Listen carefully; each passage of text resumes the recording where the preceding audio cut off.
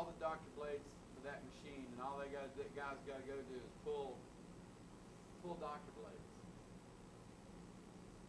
out of this buggy, out of this rack. They got a rack on. They've been doing it anyhow. Like on 20, they got all the doctor blades on the back. They go get them out of there. That's what it's been going on 20. Well, on 11.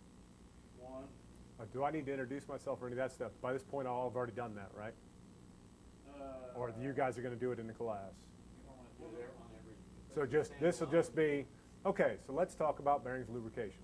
Just go to that as a start. Let's do this. We're getting a little bit of a clip here, so we need to go again. I need to pull up just a hair because we're getting a little bit of a... So am I standing just about where I want to be standing? You're good. You're good. Right there. Let's just start on good. All right. 3, 2, 1. Hello, I'm Chris Hykin. Today I want to talk to you about bearings and lubrication. Bearings are the pieces in your equipment that make them rotate. Without a bearing, you wouldn't have a stationary piece to go with your rotating piece. So, in all rotating equipment we have, you'll have a bearing. Now, as an operator, you typically can't see them, but there are several different types, okay? So the two major types are sleeve bearings, like this bearing. I wonder if I need to have marks or something. So It's going to be take 2, 3, 2, 1. Hello, I'm Chris Hykin. Today I want to talk to you about bearings and lubrication. Now, bearings are the pieces in equipment that allow them to move. Bearings are the pieces in equipment that allow them to rotate. Without a bearing, it would be difficult to take a stationary object and make it move. So we have bearings in all our equipment across the house. So obviously that's got to be redone. Okay. All right, we're going to do... Hold on, let me look at that slide again, because I had something written down for it that we're going we're going 3 here. 3, 2, 1. Hello, I'm Chris Hykin. Today I want to talk to you about bearings and lubrication. Now, bearings are what allows the piece of equipment to rotate, while part of it stays stationary. Any piece of rotating equipment has at least one bearing. Some of our more complex equipment has 8 or more bearings in it. Next. So there are two major types of bearings. Sleeve bearings, like this here, which are simply a sleeve with another round piece that fits in the middle of it. They slide together. The other type is rolling bearings. There's a couple major roller bearings. This is called a roller bearing. Has a long tapered piece of roll. This is called a ball bearing, so it has a little round ball bearing. Okay. All right.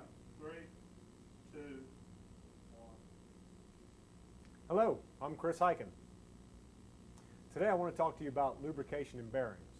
So, what's a bearing? Well, a bearing is a component that allows one piece of the equipment to rotate while the other piece of the equipment is stationary. Now, every piece of moving equipment has bearings in it. Less complex pieces will have maybe one bearing in it, while more complex ones will have 8, 10 bearings in them. Okay? So let's look at the types of bearings. There's two major types of bearings. The first one is a sleeve bearing. This is literally a sleeve with another piece of metal between it that rotates on itself. We don't have a lot of these. Most of the equipment doesn't have this. It's a high wear item and tends to not last as long. Most of our rotating equipment is going to have something like these. These are called rotating elements. So this one is a roller bearing. Has a long spherical roller. It's good for high loads. This one down here is a ball bearing. They typically are good for high speeds. Now, we find these all over in the mill. For the test for the projector. 3. Do you want to go back one slide? You're on slide 2. Okay. You're on slide 2. All right. Slide All right, 1. here we go. 3, projector. 3, 2, 1. Hello, I'm Chris Hykin. What I want to talk to you today about is bearings and lubrication. So, what's a bearing?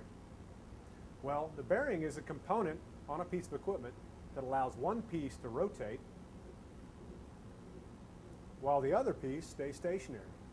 So let's take a look inside and see what a bearing looks like. I didn't have the clicker. This is where I click. Did? So there's two major types of bearings. One's called a sleeve bearing. The other's called a rotating element bearing. In a rotating element bearing, I can have cylindrical rollers, which are long disc rollers, or point load rollers, which are ball bearings. That's going to give us enough to where we're going to.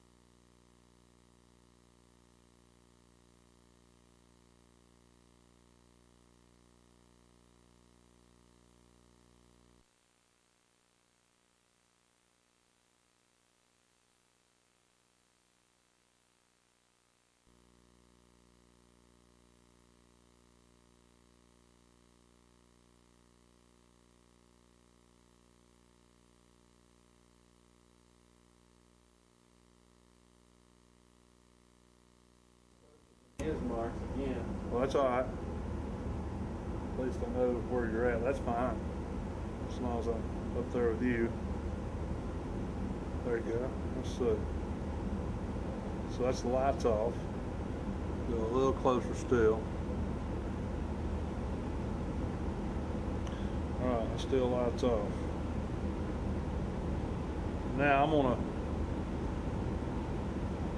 Alright, that's with the lights back on it. Trying to figure out what I'm doing here too. Wait a second, I'm gonna go in low.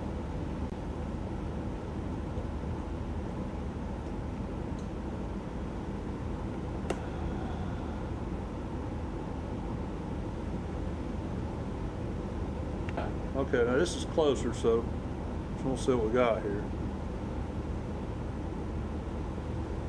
Alright, that's gonna be close to this.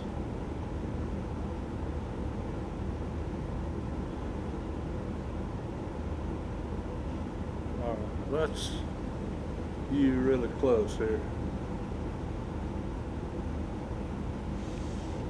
I need to go back on here. Alright, so this is with the key a little bit closer.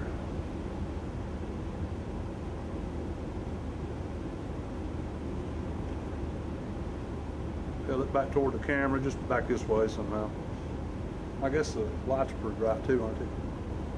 No. All right, now we're going. Okay, so this is with the halogen work light on you, right here. The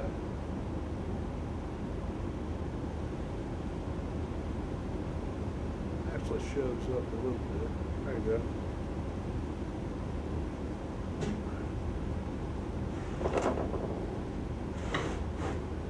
Okay, that actually, if you want to use that thing, go this way with the whole table, because that's getting off the side of the thing. There now, it's getting off the side of the mat. All right, that's good.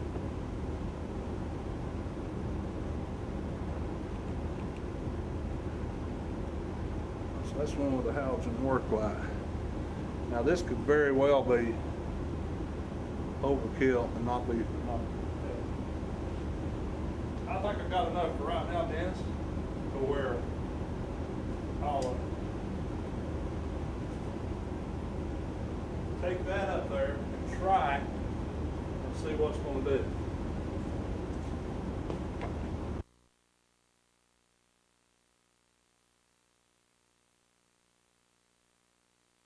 Three, 2, 1. Hello, I'm Chris Hykin. Today I want to talk to you about bearings and lubrication. So, what is a bearing? Well, a bearing is a component in a piece of equipment that allows part of it to rotate. I guess I can't do that, they're not going to see that. Yeah, look, It's fine. Can you still see? Well, you Yeah, really can't see still- this though, can you? Yeah, it's there. Okay. That allows part of the equipment to rotate. Hold, let's just do another take. Okay. All right. 2, 3, 2, 1. Hello, I'm Chris Hykin. Today I want to talk to you about bearings and lubrication. So, what is a bearing? Well, a bearing is a component in a piece of equipment that allows part of it to turn while the other part stays stationary. So there are many types of bearings, but all rotating equipment has them. The two major types are sleeve bearings. This is a round disc that goes in around the shaft. It's made of a soft material that'll wear as it spins. And rolling element bearings. Those actually have an element that rolls inside of them. So I'm thinking cutaway here, All right. where we look down and do the blah, blah, blah, blah, That's blah, right. blah. That's right. But just pause next time before we say cut away, Okay? because what we're doing is let's go. We got, this is 3, 3, 3, 2, 1. Hello, I'm Chris Hykin. Today I want to talk to you about bearings and lubrication. So, what is a bearing? Well, a bearing is a component in a piece of equipment that allows part of it to rotate while the other part stays stationary. There's two major types of bearings. First one is a sleeve bearing. It's a round disc of soft material that grips around the shaft and creates wear as it spins and allows it to spin. The other type is rolling element. So they can be balls or they can be rollers. They actually turn inside the equipment while the equipment runs. So let's look at the construction of a bearing.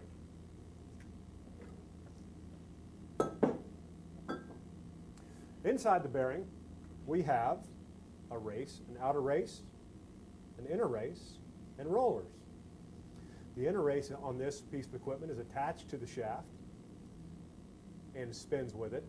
The rollers roll around it, and the outside stays stationary. This allows rotation of the equipment.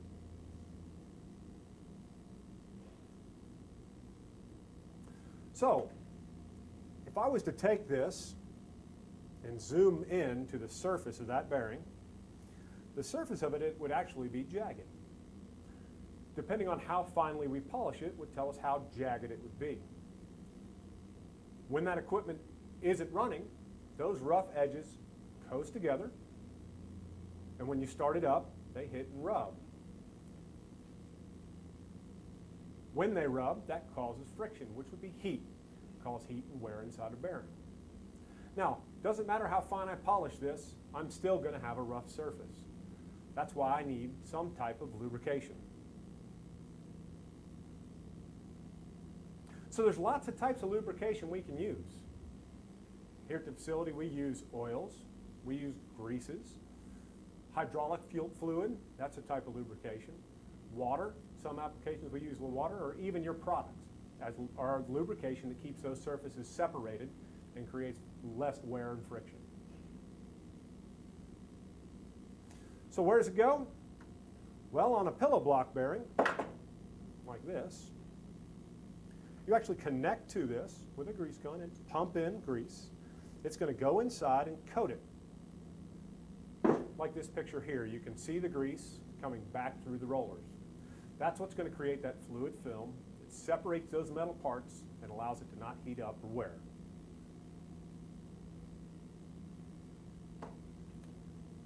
So, if I'm going to inspect a piece of equipment, the things I can look for, well, most times you can't see a bearing in a piece of equipment. It's buried down inside and you can't see where it lives. So part of it is knowing where the bearing lives inside the equipment. And then the things I can look for are increase in heat. So I can feel a temperature rise, a change in the typical temperature of a piece of equipment. Increased vibration, so I can feel a change in the vibration of it. I can also hear sounds. So as that wear happens, quite frequently we can start to hear a sound coming into the equipment. And the other thing I want to look for is potential sources of... Stop. We're good to hear. We'll start this. Slide 7. I need a clicker. 3. In. Yeah. Take number 27. That's it. 3, 2, 1. Okay, so now let's talk about inspecting bearings as an operator. Most equipment, you can't see the bearing itself. So walking up to a piece of equipment, I won't know where it's at unless I've learned that. So part of what we'll cover later today will be where do the bearings live in each type of equipment. When I walk up to a piece of equipment, there's several things I want to look for around bearings. One is heat. I want to put my hand on and feel where heat is, and I'm looking for changes in heat. So typical rule of thumb is 140 degrees. Every 18 degrees above that cuts your functional life of your lubrication in half. The nice thing about that is, for 140 degrees, for most people, it's about a 3-second ouch, meaning I can hold my hand on that bearing for about 3 seconds. So, as a rule of thumb, if it's too hot to keep your hand on, it's probably too hot. Something we should talk about or report. Now, be careful. When you walk up to it, these things could get extremely hot. So you don't want to just go up and grab the piece of equipment. You want to come up gingerly, start to feel for that radiant heat coming off it before you just grab hold of it. And then get your hand on there and feel where the bearings are, feel where the temperature's coming from. The next thing I want to think about is vibration. How much shaking is going on around this bearing?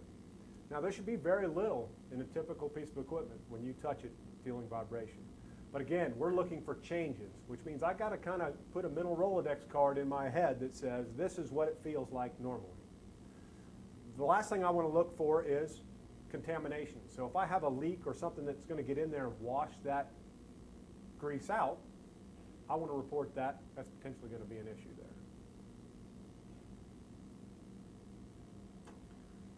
So the other things I can do on a lot of pieces of equipment is look at the condition of the lubrication. I want to look at things like level.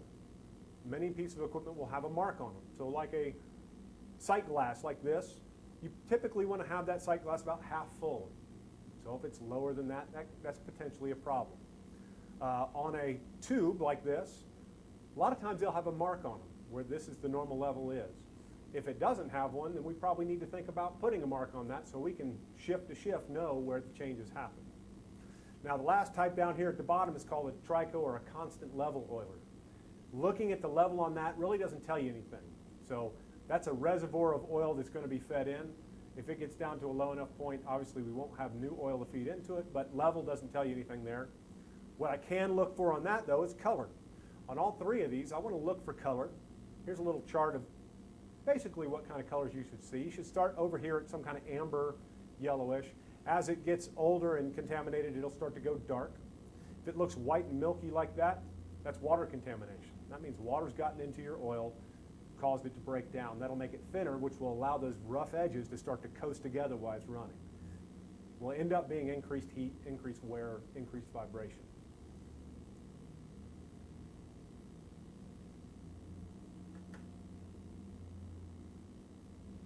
Okay, so now let's talk about your specific inspections that we're going to ask you to do. This specific one is around a pillow block bearing. Bearing looks like this. First thing it asks is, what's the status? Is it on or off? Obviously, if it's not running, it's going to be hard to get a good inspection on it. If it's running, the next thing we want to look at is temperature. There's two major places to look at temperature. One is on the outside edge. That's probably the most important one. The other one's on the inside face. Now, remember, this is rotating equipment. Don't put your hand somewhere really close to rotating equipment. If you can't get in there and touch it, then obviously don't do that. Many of us are going to be using temperature guns here, so that it's a non-contact reading where we can stand away from it and not be in close proximity to rotating equipment. What's the last one say? I can't even read that. Leaks. All right, so let's talk about your inspections on equipment. The one we're going to talk about specifically is inspecting a pillow block bearing. Now on these, the first thing we're going to ask is it running or not? If it's not running, you don't need to do your inspections. It's not going to tell you anything. If it is running, the first thing we want to look at is temperature. There's two places we're looking at taking temperatures. One is on the outside edge. That's probably the most important one. The other is on the inside face. You can get slightly different temperatures there, so we want to look at both. Now, you're going to be getting close to rotating equipment. On small bearings like these, we want to be careful not to get our hands in there. If you can't get your hands in there safely, if you're going to be too close, don't take that reading. That's okay. You just want to look at the outside edge. Many of us are going to start to use temperature guns, which is going to keep us away from the rotating equipment, give us a pretty good reading on temperature for front signs. The second inspection that it says there is contamination. So I'm looking for spots where contamination can get into that bearing, take away my lubrication, and end up causing me problems. Oh, it's not in this slide. Go back one slide. One more. So we probably want us to pull this picture in,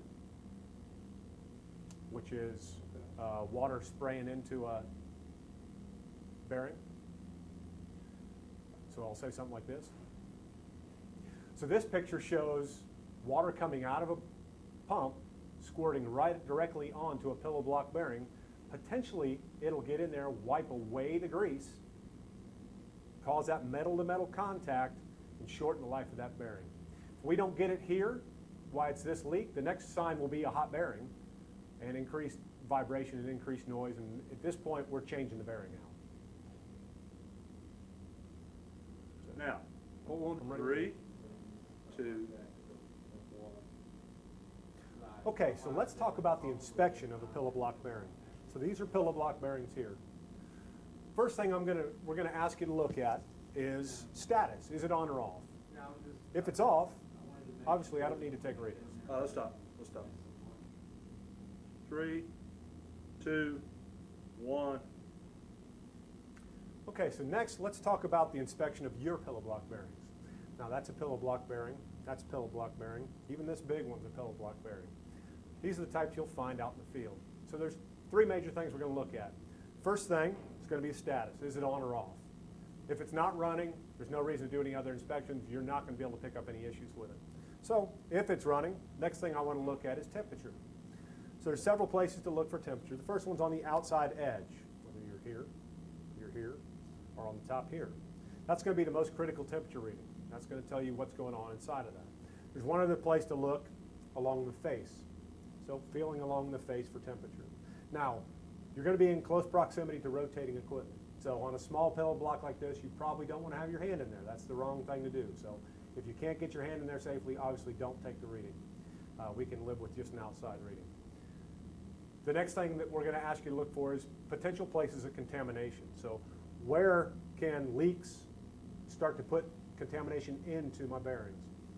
Very important. That actually cuts down the ability to keep the metal pieces separated if I get contamination in my lubrication.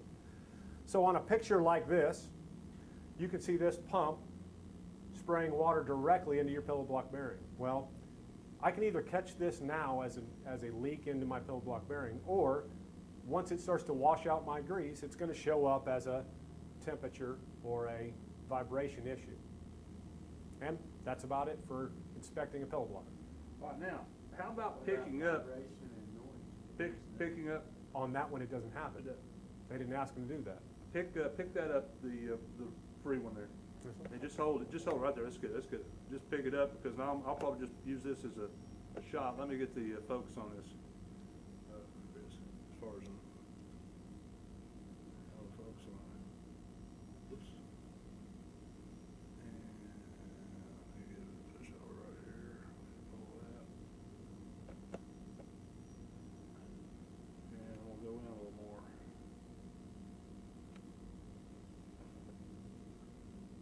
All right, I'll hold that right there, and that'll give us an idea there. Now, while we're at it, Chris, pick up that ball you were showing me a while ago that we were gonna get a close-up of. In case something happens that, you were showing the graph. From And then Huge one tur- for that little. turn it sideways too, kinda, Chris, both ways, yeah. Just kinda give it, there you go, just like you're inspecting it. Good, good. Now, what Probably about do the same thing with a. Yeah, exactly. All these will give me shots to refer to.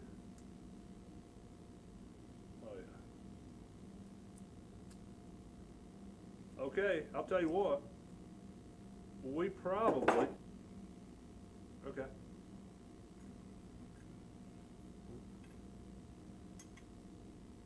Can't get it in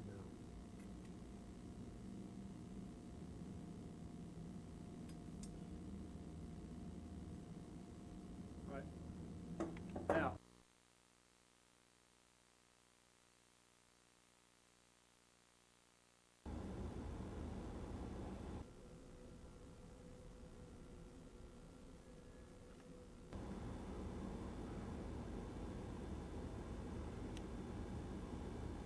Well, while I'm doing it, I'm gonna do one more thing too. I've gotta put this zebra thing on here. Okay, and the adjustment for the zebra is automatic arrows here.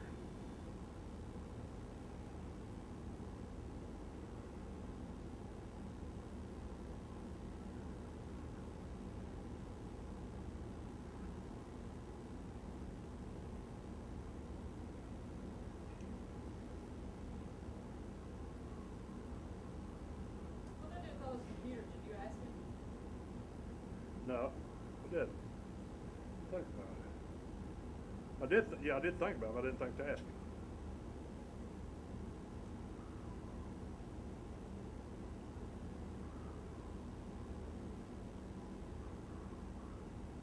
That's gonna have to come over. I don't care what that amounts to. We're gonna have to shoot this a little different or something. Now, that's gonna be as far as I can go, because we might want to be off of that, but at the same time, we have to, that's as far back as we can go. That'll be good. But we'll do all the shots right here. I have to make sure that I keep everything on the screen, and that ought to be good enough right there. But that puts him back on the dam. Yep. You want me to move this? No, not yet. See, what I did is I had to move over, because if I go any further, let's do it this way. That's what we got here.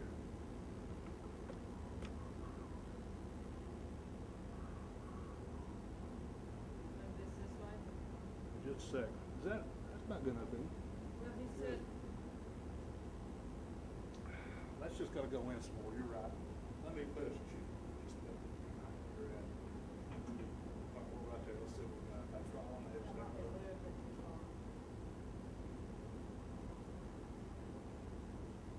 That's what we'll do. We're gonna leave that right there, and I'll adjust the slides as needed. I'll have to, because to be able to get all this in there, we gotta get him in behind there, right around there. We gotta get his motor in there. And I'll adjust on the slide. So, make it work. Main thing is get him pointing, and we can get that. I can get the rest of it. That puts. I'm good there, Sheila. I think. Thank you. And this is going to be 3, 2, 1,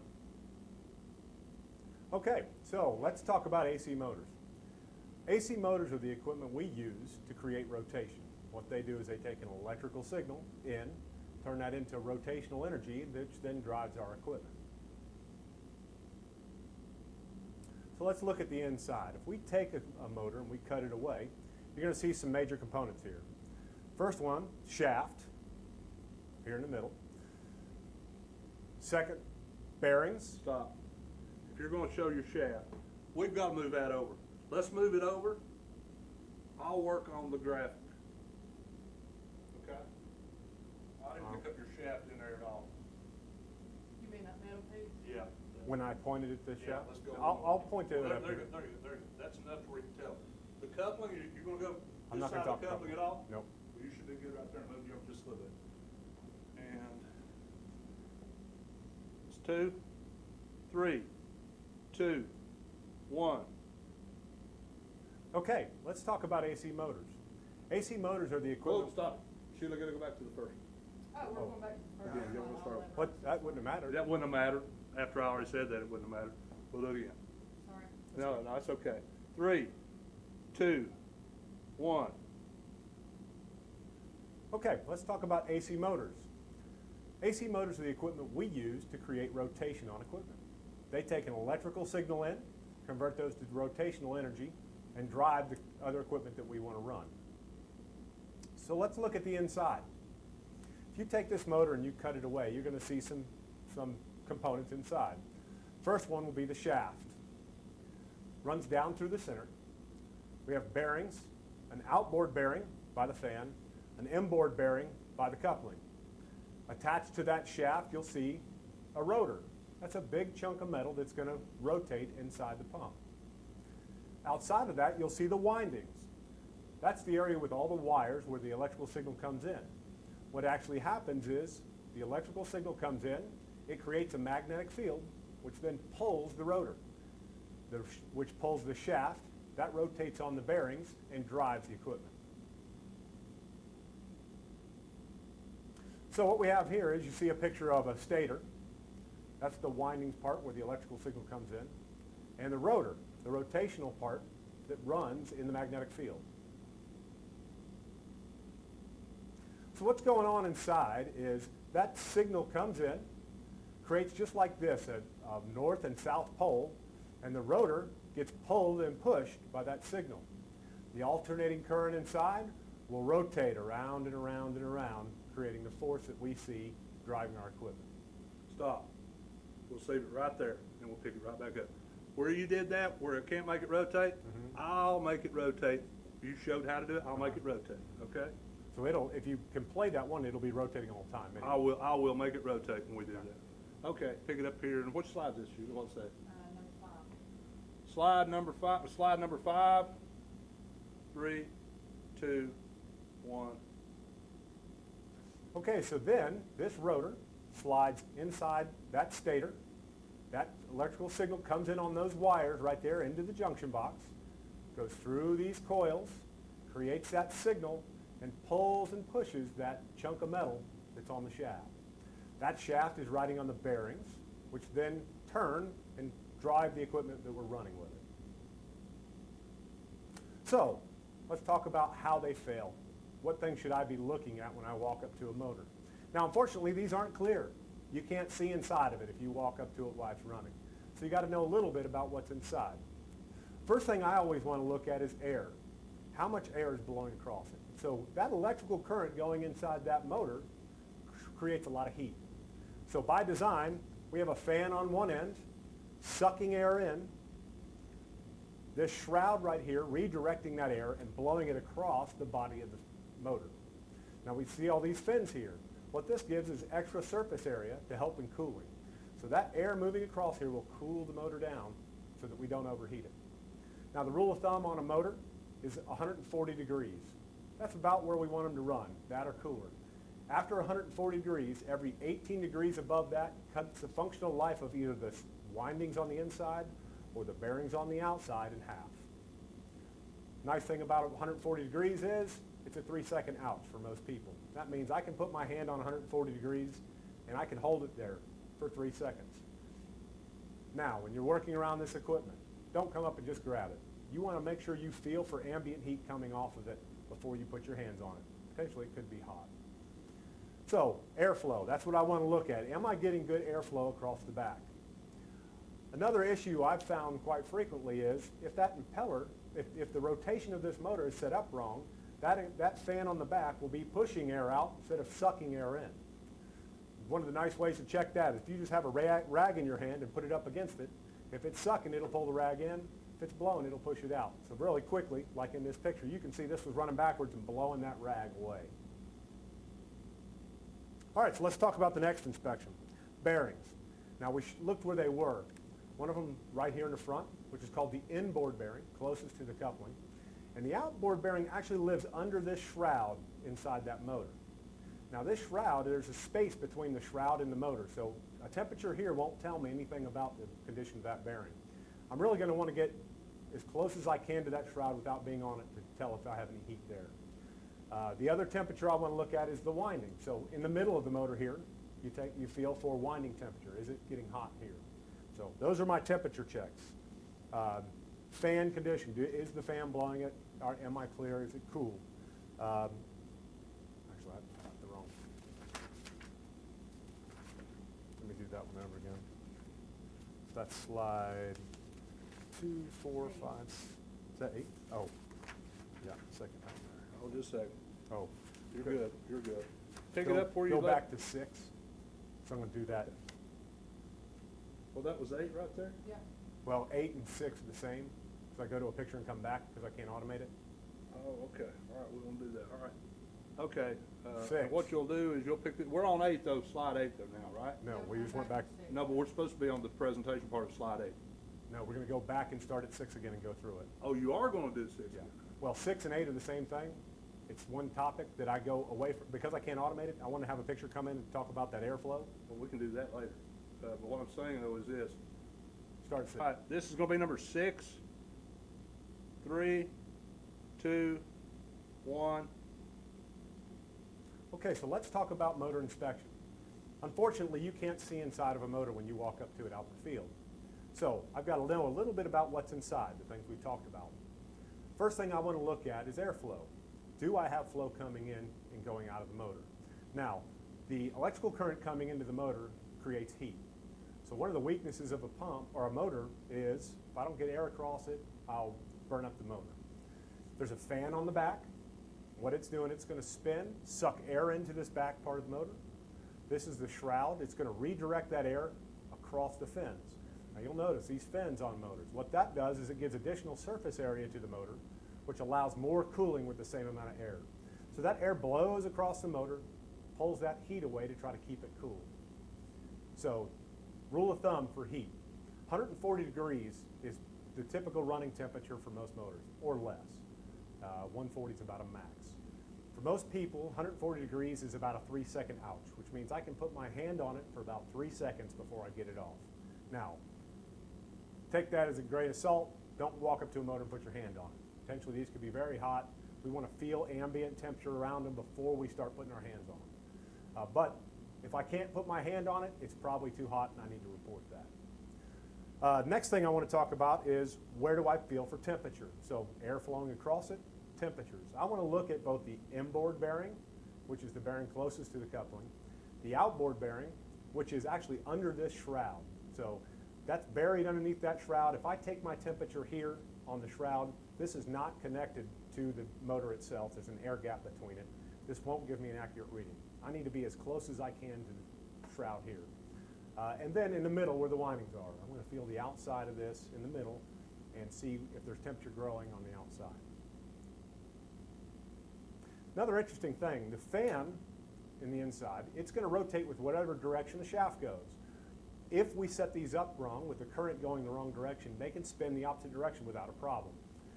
What that will mean is that fan on the back will be blowing instead of sucking, which will create no cooling on the motor. Little tip, one of the things I used to always like to do is I'd take a rag with me when I do this inspection. By holding it out behind the fan, if it's sucking, it'll pull that rag towards it. If it's blowing, it'll blow out. You can see this picture here actually has the rag blowing out. That motor was running backwards. you could actually feel it across the motor that there was no air blowing across it. It's another sign that that's the potential problem there. So let's talk about the next thing, vibration. I'm going to feel this motor and just feel how much is it shaking. When you start to have bearing issues, you'll start to feel a vibration in the pump motor. So while I'm feeling for temperature, I'm also thinking, okay, vibration, is this normal? I didn't do that right. Let's go back one. Okay, slide 8, vibration. 3, 2, 1. So the next thing I want to think about is vibration. Feeling the motor, what kind of shaking is going on the inside? Vibration is a great indication of problem. So I'm really feeling for an increase in vibration, which means over time, do I feel this vibrating more than normal? If you don't know what normal is, another great thing to do is compare a motor that's running in the same application as another one close to it. So I might compare the vibration on this one, say, with the vibration of another one over here. So vibration is the next thing I want to check. Junction box connection. So where those wires come in, it's actually on the back side of this motor, on the front side of that motor. That box right there is called the junction box. The wires come into that. That's where the connections are for electricity. What I want to look for there is it sealed? Is the box closed up? Is there a gap opening in it? If it's open, potentially I can get moisture inside that motor. That creates big problems for me if I let that happen. After that, I'm going to think about sound. Do I hear any abnormal noises going on inside of it? And then general cleanliness. So in cleanliness, what we don't want is a coating of contamination over the outside. That's like wearing a jacket in the summertime.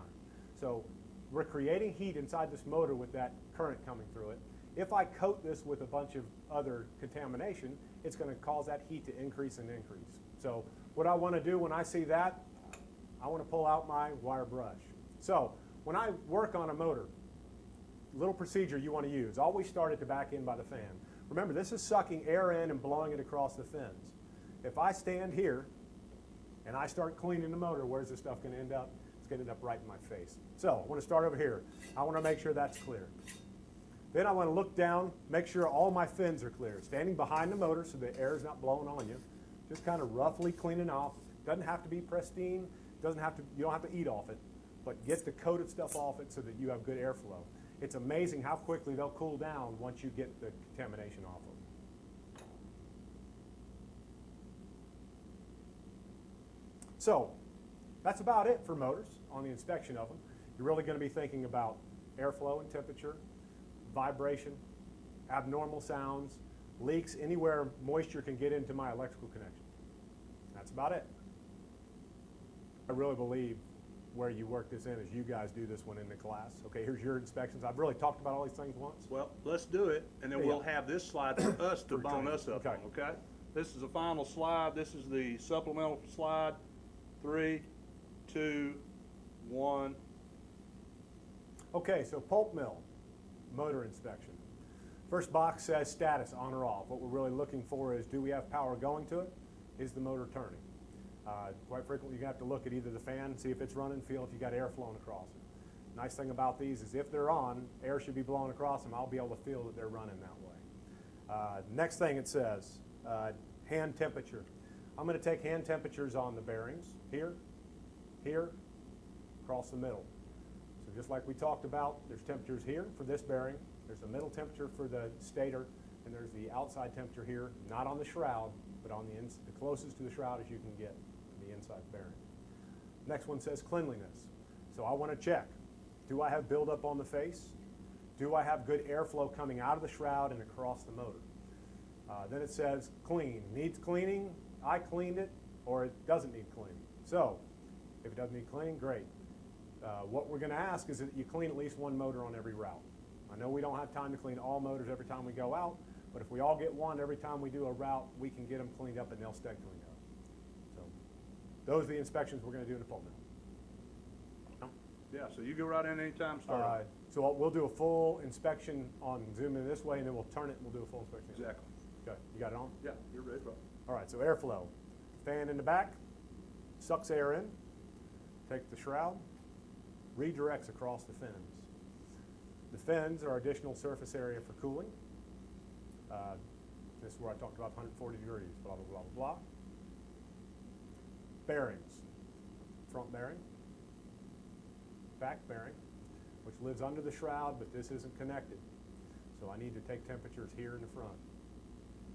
Middle section, this is where I have temperature from the stator, rotor. Let's see, then we talked about vibration. Feeling the vibration here. Feeling the vibration here.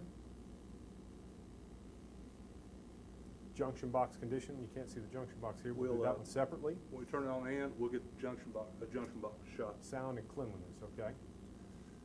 Next thing, brush.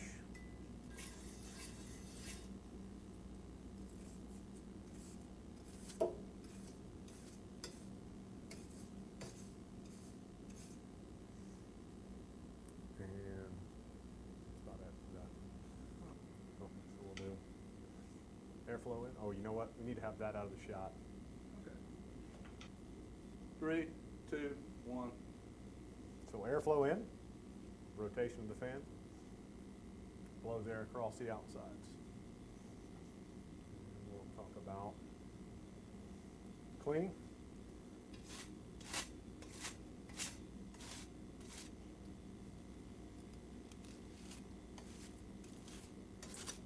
Let me do that again. I need to be standing over here. That's fine. No, but what I talked about was making sure you were on this side of it when it was running. We'll be good. What about let's turn it cock a little bit more and get the junction box, so we can talk about the junction box. That's the rolling side. So this one doesn't And I won't- actually have a junction box But it has on the opening where there was one, Right. so it should be one. And it's gonna be really close up right here. Well, what we can do, you have to handheld it and light it. That one actually has a junction box on it. Well, actually, we can find one, we can go find one. The box is on there? On that one, Okay, I'm gonna get shot at. well, it's just not lit. Go ahead and talk about it and pull that out, and that gives us where the junction box would be. You go. Yeah, you're wrong, go ahead. So wires come out. Yeah. Box mounts on here. That's where the connections are. We're looking for openings inside of this where moisture can get in to the contacts, which will then